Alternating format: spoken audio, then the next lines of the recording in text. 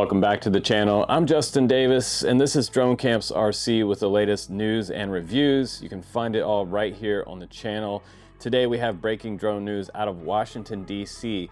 There is a federal government shutdown currently in place. All federal government employees are either on leave or they have to come to work without pay.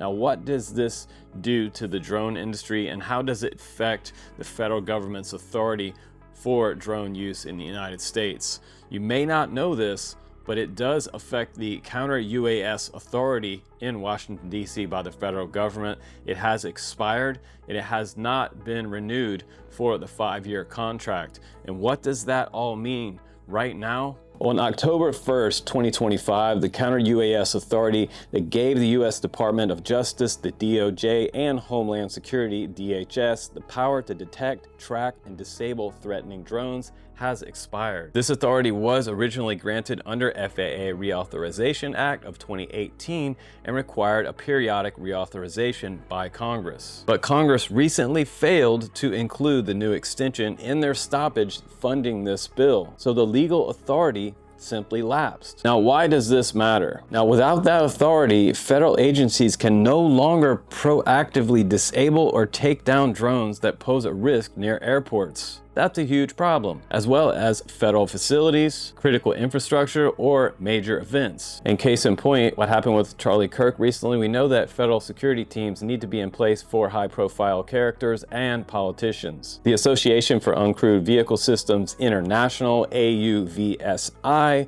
strongly criticized Congress, saying that the lapse increases vulnerability to malicious drones. And the Department of Justice noticed that while it still retains the detection and investigative powers, it can't legally counteract drone threats proactively under this expired mandate. So what's next? There is a growing pressure from the state and local governments and law enforcement groups to expand Counter-UAS authority beyond federal agencies. The National Governors Association has urged Congress to grant states explicit legal authority for drone threat mitigation. But the key question is, will Congress act soon enough? Drone safety is a bipartisan concern, but so far there is no deal. So this government shutdown is really affecting everything. But I will keep a close eye on all of these updates in the drone world and the industry. If you want to tap into that, make sure you subscribe on the channel and check us out on our Patreon if you appreciate these news updates and reviews. So stay safe out there and happy flying.